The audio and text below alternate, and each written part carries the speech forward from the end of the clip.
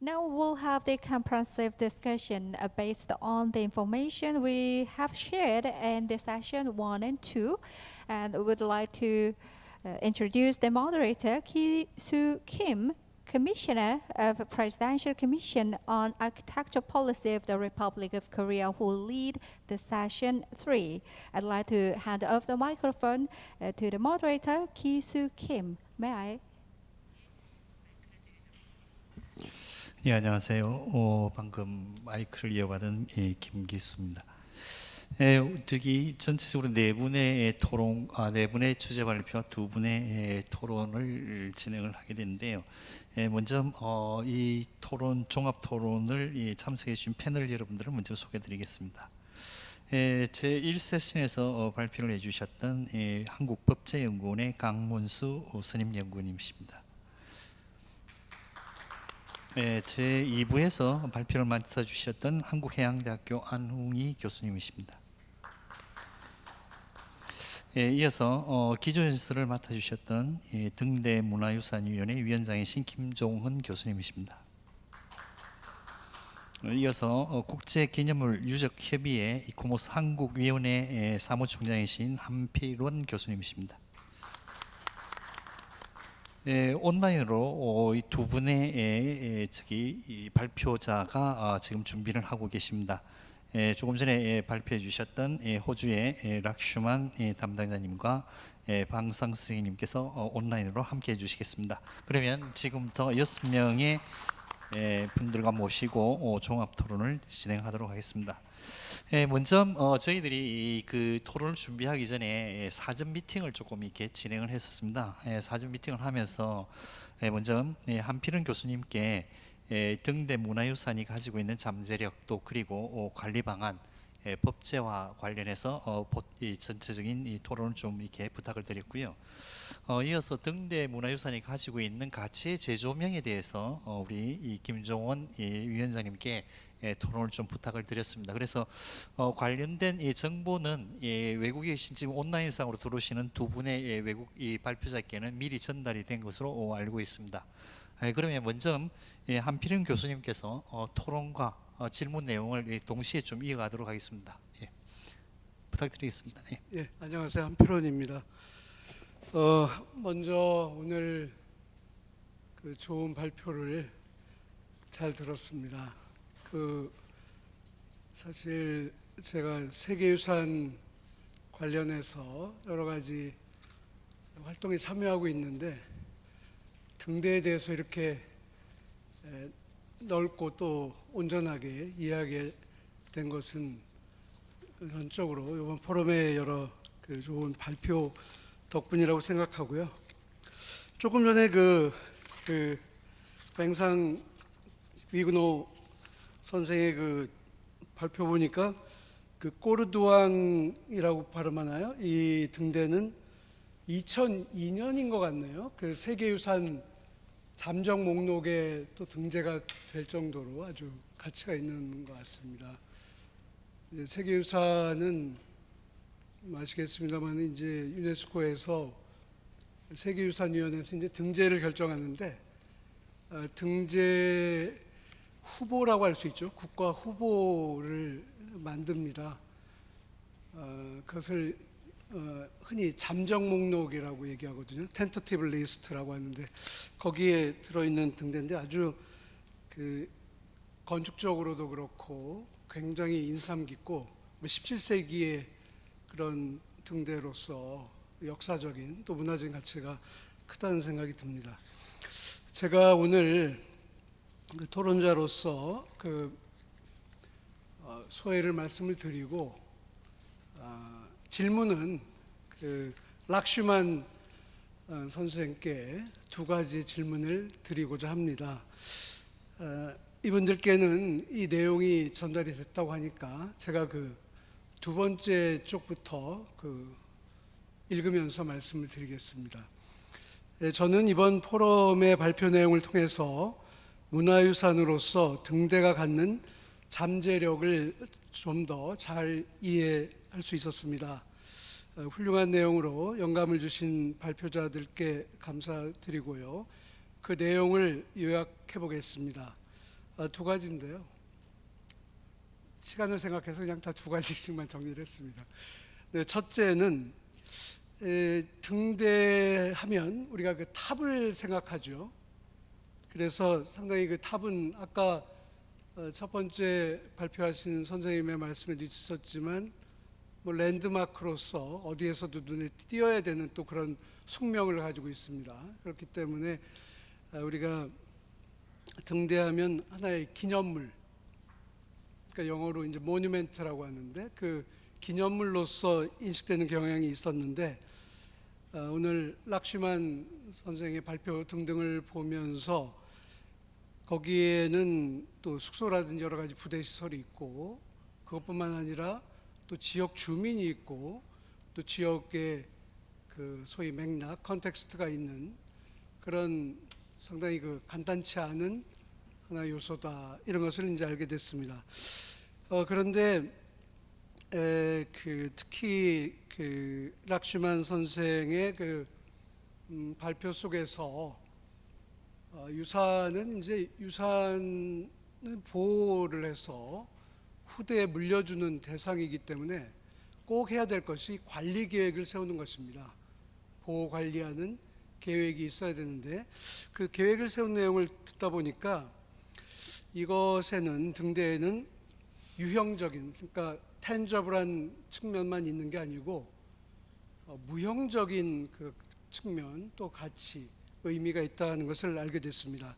그래서 저는 그 뭐 짧은 시간입니다만은 이 발표들을 들으면서 등대가 하나의 그 모뉴멘트나 그러니까 기념물이나 유적지 사이트라기보다는 오히려 더 포괄적이고 더 넓고 또 보이지 않는 차원까지 포함하는 장소로서 플레이스로서 이해되어야 되지 않는가 하는 생각을 했습니다.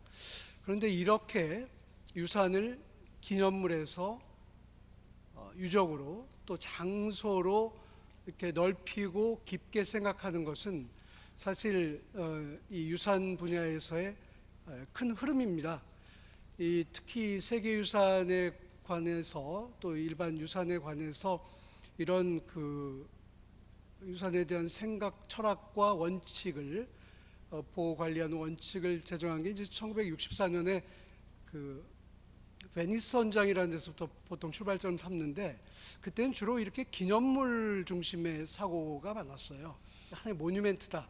아주 희귀하고 예술적이고 눈에 띄고 가치 있는 물건이다 이런 식으로 생각을 했는데 이게 점점 이제 그 인간의 삶의 실존의 문제와 관련되는 장소로서 그 유산에 대한 개념이 전개되어 왔다고 할 수 있는데 바로 등대가 이제 그런 하나의 좋은 대상이다 하는 생각을 하게 됐습니다. 두 번째는 등대에는 문화유산의 여러 가지 유형이 있는데 유네스코의 세계유산에는 크게 세 가지 유형이 있습니다. 자연유산, 문화유산 그리고 두 개의 성격이 복합된 복합유산이 있는데 1992년부터 문화유산의 조금 독특한 하나의 유형을 조금 분류하기 시작했는데 그게 문화경관이라고 하는 겁니다. Cultural Landscape이라고 하는 개념입니다. 이것은 한마디로 하면 자연과 인간의 합작이다 이렇게 정의합니다. 자연과 인간의 코워크이다 이렇게 정의하는데 이 등대야말로 그러한 그 소위 문화경관, 특히 그 해양의 경관 또 육상의 경관과 같이 존재하는 요소가 아닌가 이런 생각을 했습니다. 그리고 더 최근에 이 유산에 대해서 또 하나 대두되는 개념이 살아있는 유산이라는 개념입니다. 이거 뭐 번역어기 때문에 좀 이상하죠. 유산이 살아있다는 게 뭐 걸어다닌다는 뜻은 아닐 테고요. 영어로 이제 living heritage 이게 다 번역어라 좀 이상합니다만은 이런 살아있는 유산이라는 것은 그 이크롬이라고 이제 국제문화재 보존 복구 연구센터라고 하는 이 기관이 있는데 로마에 지금 그 본부가 있습니다. 여기에 이제 저 한참 일하다가 지금 한번 퇴임하셨는데 이 가미니라는 분이 말씀하신 걸 보니까 살아있는 유산이라는 것은 유산의 현대생활과의 관계 그리고 현대생활에 유산이 어떤 혜택을 주는가 그러니까 이제 유산이 과거에 있는 뭐 박제되고 뭐 어떤 고상한 사람들만이 여유 있는 사람들만이 생각하는 것이 아니고 우리의 어떤 현대 생활과 관계 있는 것이다. 이제 이런 개념으로 보는 생각이고요. 그리고 그것을 관리하는 문제에서도 특정한 사람들이 하는 전문가나 뭐 관에서만 하는 것이 아니고 그 여러 지역 주민들을 비롯해서 그것을 만들어내고 또 이어받은 사람들의 관심과 역량을 통해서 관리하는 것이다. 이제 이런 유산의 그 소위 현재성, 살아있는 측면을 강조하는 게 이제 살아있는 유산이라고 하는데, 사실 이 새로운 개념에 역시 부합하는 게 등대가 아닌가. 등대는 글쎄 모르겠습니다. 아까 5,000개의 등대가 있다고 하는데 그 중에서 얼마나 지금 현재도 사용되는지 모르지만 그것이 꼭 불을 밝히고 항해에 도움을 주지 않더라도 지역의 주민들의 기억 속에서 또 생활에 어떤 관련이 있다면 살아있는 유산이라고 할 수도 있을 것 같습니다. 이런 측면에서 등대에 대한 생각을 좀 넓게 또 갖게 됐다 하는 것에 대해서 감사드립니다. 질문을 드리겠습니다. 유산은 보호의 대상이고 보호를 위해서는 유산 관리 계획을 수립해야 합니다. 이런 측면에서 케이프 바이런 라이트하우스의 그 유산 관리 계획을 수립하는 과정을 제가 읽어보니까 굉장히 상세하게 이렇게 말씀해 주신 사라 제인 락시만 선생의 발표는 이런데 실제적으로 도움이 될 만한 내용을 담고 있고 거기에 대해서 감사드리면서 두 가지 질문을 드립니다. 첫째, 유산 관리 계획을 세울 때는 유산이 무엇인가를 정해야 됩니다. 세계유산에서는 그것을 유산구역과 그것을 둘러싼 완충구역으로 경계를 나누는데, 어쨌든 유산이 어디까지냐, 이게 뭐 상당히 그 의미가 있고 지역이나 관계가 있다고 해서 그 지역 전체가 유산이다 이렇게 얘기할 수는 또 없는 것이고요. 또 등대라면 뭐 그 탑만이 유산은 아니겠습니다. 이렇게 했을 때 결국은 등대를 앞서 제가 말씀드린 것처럼 기념물이나 유적지가 아닌 중요한 문화적 의미를 갖는 장소로 이해한다면 이 유산의 경계를 설정하는 게 이렇게 쉽지가 않다, 그렇게 볼 수가 있습니다. 그런 측면에서 케이프 바이런 등대의 경우에 유산의 범위를 어떻게 설정했는지 이 말씀 딱 집어서 말씀은 안 하신 것 같습니다. 언뜻 그 범위가 짐작이 됩니다만은 거기에 대해서 말씀을 해주시기 바라고요. 참고로 아까 그 팔미도 등대, 그죠? 네, 사적이 됐잖아요. 근데 이제 국내법에 의하면 사적이 되면 유산구역은 국유화하는 게 원칙으로 되어 있습니다, 지금. 그렇기 때문에 이 설정은 재산권 문제하고도 밀접한 관계가 되고 이제 여러 가지 문제가 있죠. 근데 그래서 한번 그런 질문을 드리고자 합니다. 두 번째 질문은 발표에서 굉장히 중요한 이야기가 말씀이 있었는데 이해 당사자와의 협의가 중요한 것이 여러 번 강조됐습니다. 그리고 그 과정이 쉽지 않았음을 숨기지 않으셨어요.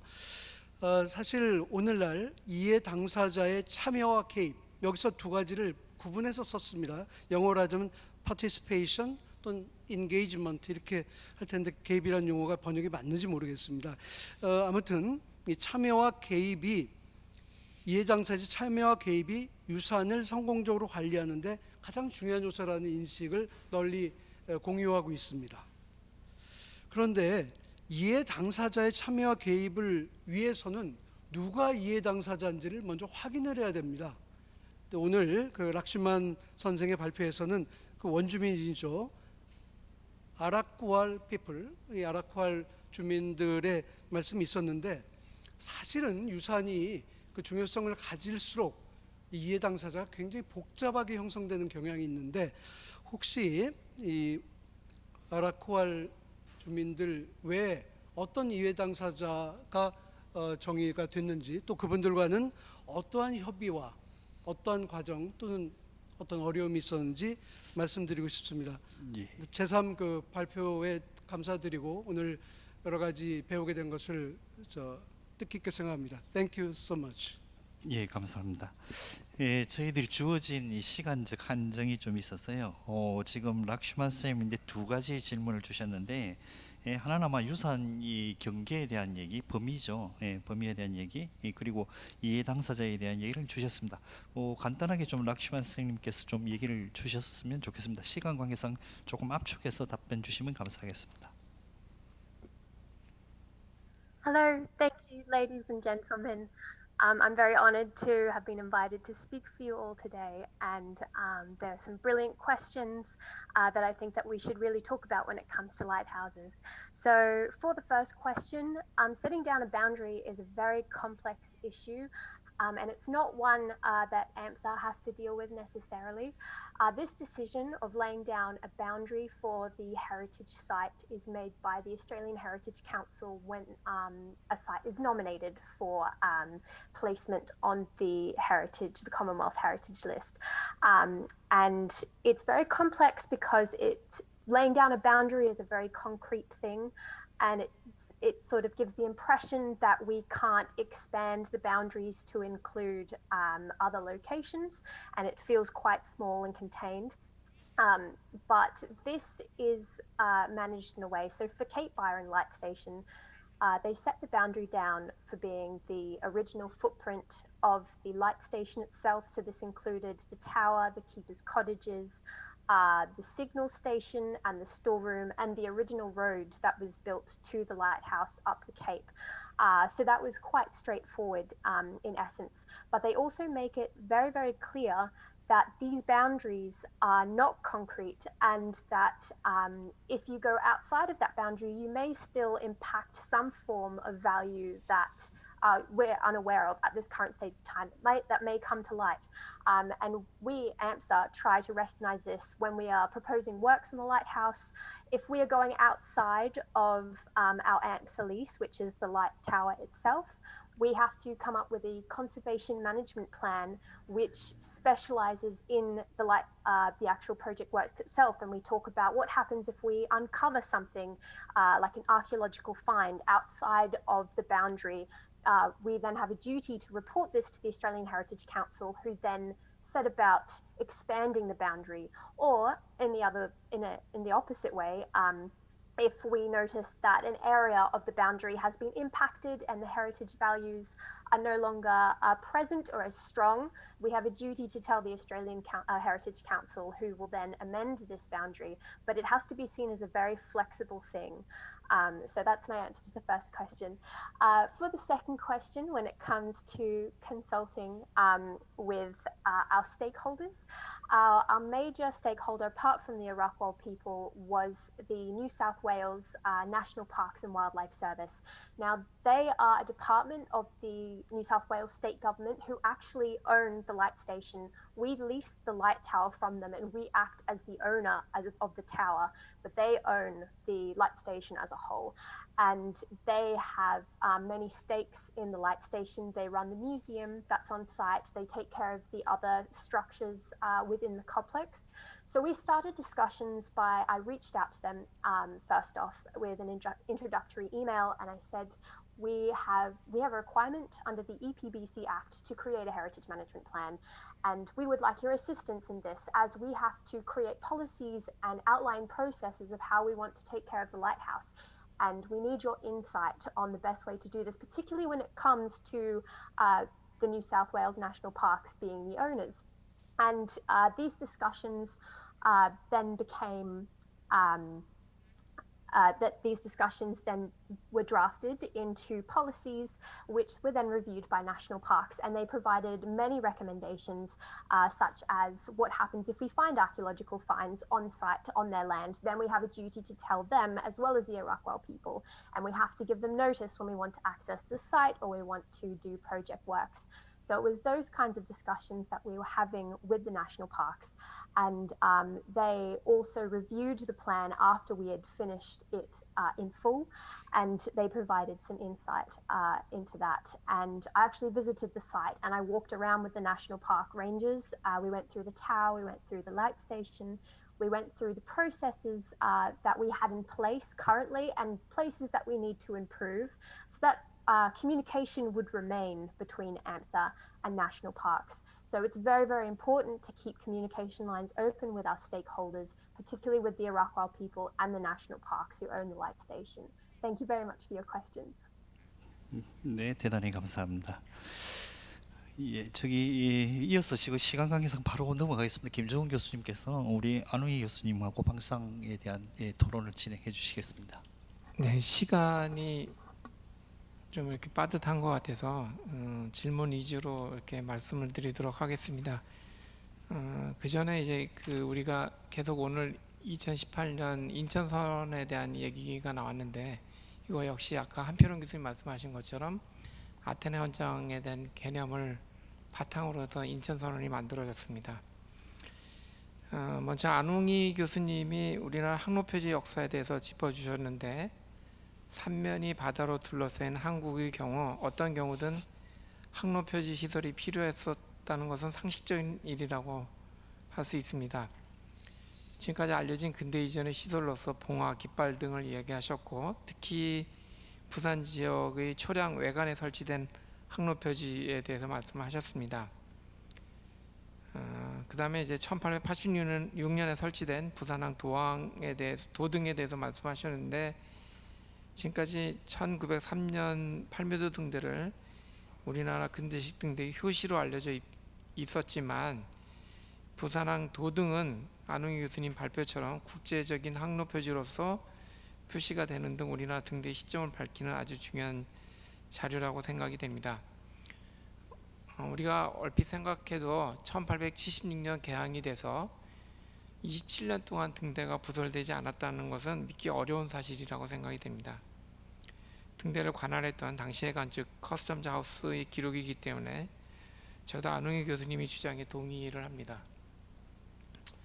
그런데 이런 등대의 흔적이 모두 사라져버리고 말았는데 부산에서는 우리나라 등대의 효시로서 또 특정한 등대를 지칭하기보다는 또 부산이 갖고 있는 가치를 살피기 위해서라도 이런 등대를 복원할 계획 같은 것이 없는지 알고 싶고 또 그에 대한 심층적인 연구가 필요하다고 보여지는데 이와 더불어 안웅희 교수님 앞으로 연구 계획을 좀 듣고 싶습니다.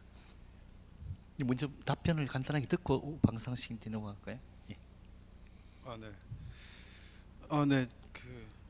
좋은 질문 감사드리고요. 기본적으로 이제 이와 같은 연구가 좀 진행이 되는 와중에 제가 이제 오늘은 시간이 좀 짧아서 다 말씀을 못 드렸는데 이제 유구에 대한 어떤 조사도 제가 한 수차례 했었습니다. 그 좌표값을 찾아가지고 이제 현재 부산에 가면 이제 부산고등학교 위치 정도의 이제 당시에 건립됐던 등대 위치가 되는데요.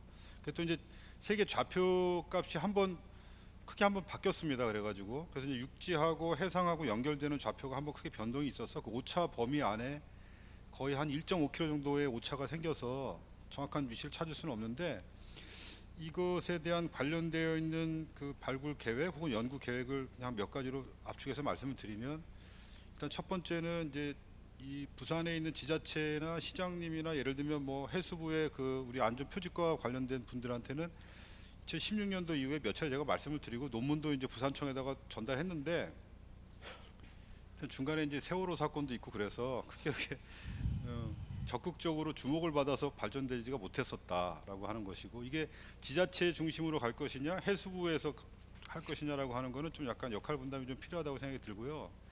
두 번째는 이제 해관에 대한 어떤 자료인데요. 그 자료는 이제 국립중앙박물관에 계속 원본이 있어 보니까 그것에 대한 어떤 좀 폭넓은 자료를 계속 또 번역 작업을 해야 되는데 현재로서는 세관에서는 그 작업을 일단 멈춰져 있기 때문에 그것도 한번 추진의 어떤 동력이 좀 필요하다라고 하는 게 있고요. 세 번째는 당시에 이제 해관원을 공부했었던 그 프랑스인이 있는데 그분이 이제 귀국을 하면서 임무를 마쳐 귀국을 하면서 대부분의 자료를 이제 가지고 귀국을 했단 말이죠. 그래서 오늘 안 그래도 내가 이제 개인적으로라도 한번 연락을 해서 귀기노 씨한테 한번 연락을 부탁을 드려볼까도 생각하고 있었는데 그분의 유족을 좀 만나서 유품을 좀 찾다 보면 당시에는 1880년대에는 피리의 해관원의 주요 취미가 사냥이었습니다. 근데 사냥을 영도에 들어와서 사냥을 했거든요. 부산에 있는 영도라는 섬에 사냥을 하면서 사냥을 했던 사진 기록이 있어요. 총하고 이렇게 들고 있는 찍은. 그래서 그런 걸로 봤을 때는 도등을 설치하고 나서 기록으로서 사진을 찍지 않았을까라고 한 생각을 하고 있고요. 그런 유품과 유물 같은 것들을 이제 복원하는 과정도 당연히 필요한데 중간에 이제 사진 자료나 이런 것들이 만약에 발견이 되면 굉장히 획기적인 어떤 그 발전이 되지 않을까 뭐 그런 생각을 하고 있는데 개인적으로는 어쨌든 수차례 연구를 했지만 아직 특별히 그 지원을 받아가지고 연구한 바가 없어서 개인적으로는 연구 항목은 몇 가지 있지만 이제 뭔가 이렇게 해수부와 지자체 그러니까 이제 체계적으로 이제 진행을 해야 될 거라고 생각이 예, 듭니다. 감사합니다. 예. 이어서 박사 선생님인데 바로 좀 질문 주실까요? 네. Good to see you again. 방상 박사는 제가 뵌 지가 한 세 번째, 네 번째 되는 것 같습니다. 네 번째 되는데 등대 연구에 있어서 최고 권위를 갖고 있는 그 방상 귀기노 박사로부터 직접 프레넬 렌즈에 대해서 강연을 들을 수 있었습니다. 아마도 이렇게 우리가 프레넬 렌즈 이야기는 많이 했지만 전문가로부터 이렇게 구체적인 내용을 들어본 적은 처음인 거라고 생각이 됩니다. 역시 최고의 권위자답게 실증적인 유물을 바탕으로 프레넬이 어떻게 프레넬 렌즈를 개발했는지 설명해 주셨습니다. 저는 이번 강연에서 프레넬이 렌즈 그 자체보다도 또 하나의 등대를 위한 것이 아니라 등대 네트워크를 구축하기 위한 아이디어에서 출발했다는 점에서 큰 감동을 받았습니다. 이런 생각이 그의 발명을 기반으로 하늘이 별자리를 등대 네트워크를 이용하여 바다에 구현해 놓은, 즉 하늘이 별자리가 바다에 놓여진 거가 등대라고 생각을 이미 이제 그 귀기노 박사님이 논문을 통해서 주장을 한 바가 있습니다. 또 하나 놀라운 사실은 프레넬 렌즈가 자신이 처음 발명한 것이 아니라 과거에 있었던 것을 시스템화한다는 거죠. 그래서 사실은 그 아이디어나 이런 기본적인 소스는 다 있는데 그걸 어떻게 시스템화할 것인가, 결국 프레넬이 성공할 수 있었던 것은 이렇게 시스템화한 거라는 거죠. 그래서 정작 자신이 만든 프레넬 렌즈를 많이 보지도 못하고 단 3개 정도만 보았다는 데에서 놀랐습니다. 그런 것 같습니다. 과학자의 역할은 자신을 드러내는 거가 중요한 것이 아니라 후대 과학자가 자신이 발명을 실용적 기술로 만들어 놓을 수 있도록 다리를 놓는 거라는 생각이 듭니다. 이 점에서 두 가지 질문을 드리고 싶은데, 하나는 이 프레넬의 렌즈를 개발한 이후에 그 프레넬 렌즈가 우리 실생활에서 사용된 예가 있는지, 그건 제가 지금 즉흥적으로 질문을 드리는 거고, 그 다음에 그 귀기노 박사님이 이런 기술사적인 연구도 탁월하지만 사회적 연구, 또 특히 제국주의 시대에 있어서 식민지 개축을 위한 등대 구축을 통한 사회사에도 많은 관심이 있는 걸 알고 있습니다. 제 관심은 누가 지배했고 지배를 당했는가가 중요한 것이 아니라 그런 역사적, 사회적 환경 속에서 등대가 사람들에게 어떻게 읽혀졌고 사람들이 반응했는가에 관심이 있기 때문입니다. 그래서 세계 등대사에서 이러한 그 제국주의 시대에 이런 그 사람들이 삶에 대한 이야기를 좀 해줄 수 있는지 질문을 드리고 싶습니다. 네, 질문 감사합니다. 방상기기노 선생님 답변을 좀 축약해서 답변을 주시기 부탁드리겠습니다. 예, 부탁드리겠습니다. Hello, I don't know if you can hear me. Yeah. Well, first, thank you for inviting me to join this meeting. I wish I could be with you as I've already been in Korea to visit your wonderful lighthouses and your museum. I would like to, it's very big questions, especially the second one, to answer about Fresnel lenses and other uses of Fresnel lenses.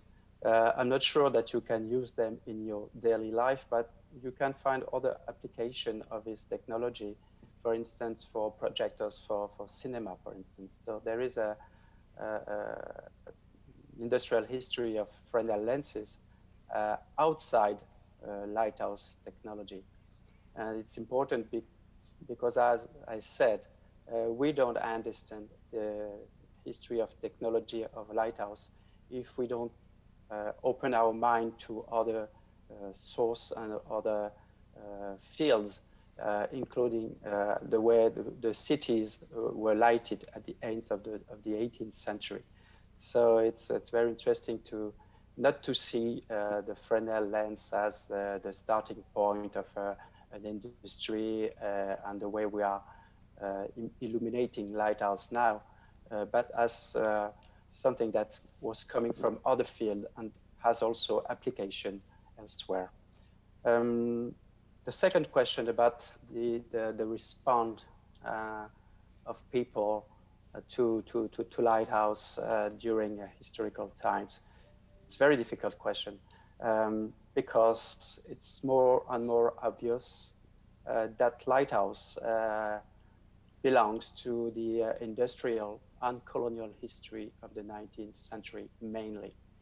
Even if we don't know exactly how many lighthouses are built around the world, you know, we have very different figures about that.